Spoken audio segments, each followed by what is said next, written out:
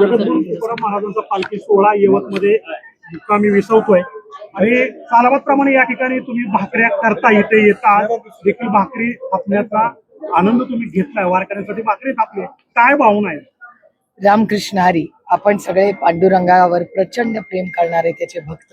वर्षातून एकदा दरवेळेस आपण सगळे यवतला जमतो. बेसन भाकरी जणू काय घरचा एक अगदी प्रेमाचा घरगुती कार्यक्रम. आणि इथे संपूर्ण गावामधून जी भाकरी येते आणि जे बेसन बनतं त्याला एक वेगळीच गोड चव असते आणि त्यातला ठेचा, वाह, मजा घ्या. तुम्ही दर्शन घेणार आहात तुकोबारायांचं? मी नेहमीच पालखीचं स्वागत करते, दर्शन करते, पण यवत येऊन भाकरी करणं आणि बेसन फुलना फुलाची आपला एक हात लागणं हे माझं मी भाग्य समजते. पाऊस नाही राज्यामध्ये अनेक ठिकाणी. मी एवढंच म्हणेन, मी दरवर्षी एकच माझी पालखीला आणि पांडुरंगाला मागणी असते की चांगला पाऊस पडू दे, अडचणीत आलेला शेतकरी त्याला न्याय मिळू दे आणि या सरकारने जी कर्जमाफी सांगितली आहे ती सरसकट लवकर होऊ दे बाबा. ही तारीखवर तारीख नको. सरसकट म्हणजे कशी? सरकारने आता नियम अटी काढले, 19 ची मागणी होती, अट कमी करावी अशी. रोहित दादांनी जो एवढं मोठं आंदोलन उभं केलं, मी रोहित दादा आणि त्याच्याबरोबर बसलेले असंख्य शेतकरी कार्यकर्ते आणि अनेक नेते राज्यातले जे सगळे एकत्रपणे पंढरपूरला बसले होते, त्यांच्या या संघर्षाला यश आले. माननीय मुख्यमंत्र्यांचेही मी मनपूर्वक आभार मानते की उशिरा का होईना पण त्यांनी कर्जमाफी केली आहे. माझी एवढीच विनंती आहे भरणे मामांना आणि माननीय मुख्यमंत्र्यांना की आता तारीख नको, आता त्या अकाउंटवरच येऊ दे. तारीख केली जाते, सरकार जे आहे ते जाणीवपूर्वक वेळ काढताय.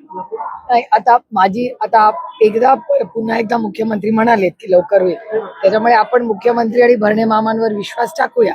म्हणून मी त्यांना विनम्र विनंती करते की आता तारीख नको, आम्हाला शेतकऱ्यांच्या अकाउंटवर पैसे पाहिजे. पुन्हा एकदा राज्यात चर्चा होणार तो त्यांच्या पक्षाचा आणि त्यांच्या आघाडीचा अंतर्गत प्रश्न आहे. कोणी कुठे राहायचं ते बघून घेतील ना, आपण कशाला काय करायचं. अजित पवार पक्षाचे जे जळगावचे जिल्हाध्यक्ष आहेत संजय पवार यांनी पवार साहेबांचा फोटो मी त्यांना बोलावला असं सांगितलेलं आहे. पवार साहेबांनी मला परवानगी देखील दिलेली आहे की शेवटी एका कुटुंबामध्ये अनेक वर्ष आम्ही एकत्र काम केलेलं आहे. आदरणीय पवार साहेबांच्या नेतृत्वाखाली राष्ट्रवादी काँग्रेस पक्षाची स्थापना झाली.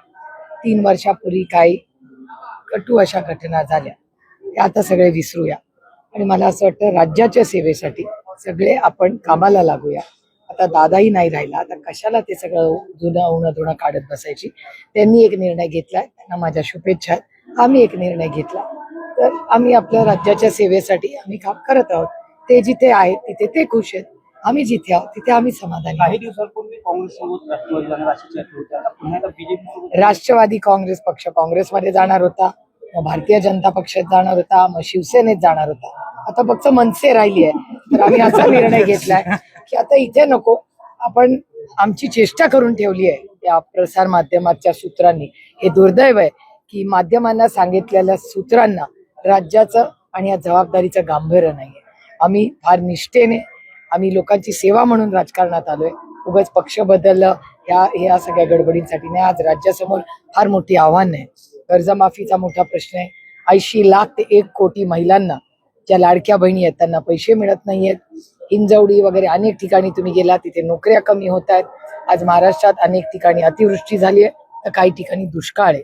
त्यामुळे देश आणि राज्यासमोर अतिशय महत्वाचे प्रश्न आहेत आणि आमच्या श्रद्धेचं स्थान म्हणजे अयोध्या ते उज्जैन हे दोन्ही आपल्या सगळ्यांच्याच भारतीयांचं जिथे श्रद्धेचं स्थान आहे तिथे भ्रष्टाचार झालाय. म्हणजे मला विश्वासच बसत नाहीये की राम मंदिर आणि अयोध्या आणि पुरुषोत्तम मर्यादा रामांसाठी ते मंदिर बांधण्यात गेलं. मी मुद्दा म्हणते मर्यादा पुरुषोत्तम राम म्हणजे ज्या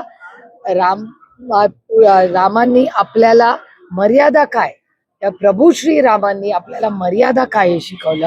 तिथून अयोध्यामध्ये भ्रष्टाचारचे व्हिडिओज तुम्ही दाखवले आणि तुम्ही ह्याचे पण दाखवले, मध्य प्रदेशला पण दाखवले.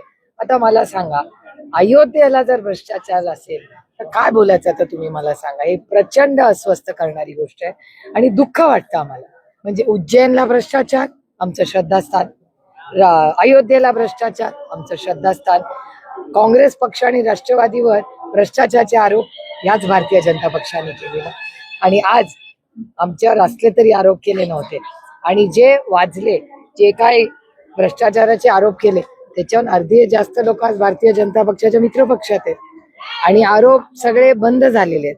त्याच्यामुळे म्हणजे ते आरोप खरे होते का खोटे याचं उत्तर फक्त भारतीय जनता पक्षच देऊ शकतो. काही महाराष्ट्र सरकारनं आता महिला शेतकरी सक्षमीकरण कायदा विधेयक पास केलं, काय वाटतं फायदा होईल?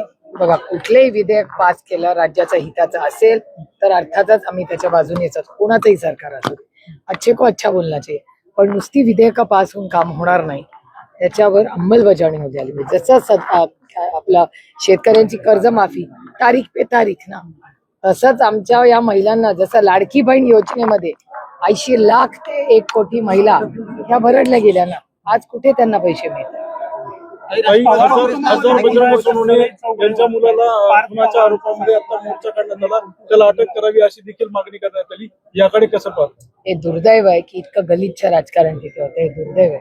मी स्वतः बजरंग अप्पांशी बोललेले आहे. माननीय मुख्यमंत्र्यांनाही आम्ही ह्या सगळ्याला सांगितलंय की हे असलं करू नका.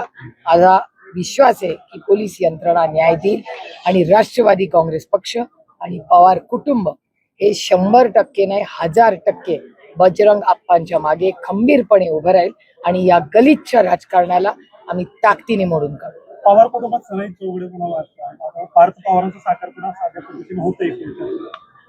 नाही, आमच्या घरात पहिलं युगेंद्र पवारांचं लग्न झालं, त्याच्यानंतर जय पवारांचं झालं, मग रेवतीचं झालं, आता पार्थचं होत आहे. त्याचा आम्हाला अर्थातच आनंदच आहे, पण दादा असता आम्हाला जास्त आनंद. राष्ट्रवादी काँग्रेसला आजची नेमणूक देण्यात येणार होतं, मात्र ते अजून देखील देण्यात आलं नाही. त्या दिवशी जय पवार यांनी भाषणात सांगितले की आमची मुख्यमंत्र्यांशी चर्चा झालेली आहे, थोड्या दिवसात अजून तक मिळालं. मला याची काय माहिती नाही. हा प्रश्न तुम्हाला राष्ट्रवादी काँग्रेस पक्ष अजित पवार गटाला विचारायला लागेल. मला त्याची माहिती मुशिक मधील जी आहे ती शोध मोहीम संपलेली आहे. एकूण 9 जणांचा मृत्यू झाला. अनेक ठिकाणी परवानगी हो. मी स्वतः काल रात्री तिथे गेले होते. PCMC कमिशनर विजय सूर्यवंशी आणि त्यांची सगळी टीम आणि पोलीस यंत्रणा यांचं मी खरंच आभार मानते की गेले जवळपास 72 तास PCMCचे कमिशनर स्वतः आणि त्यांची सगळी टीम आणि पोलीस यंत्रणा हे तिथे जवळपास 3 दिवस सलग दिवस रात्र काम करत होते. दुर्दैव आहे, आपण काही लोक गमावले तिथे. आपण खरं तर सगळ्यांना वाचवण्यात यश आलं, पण ह्याची एक पारदर्शक इन्क्वायरी झाली पाहिजे.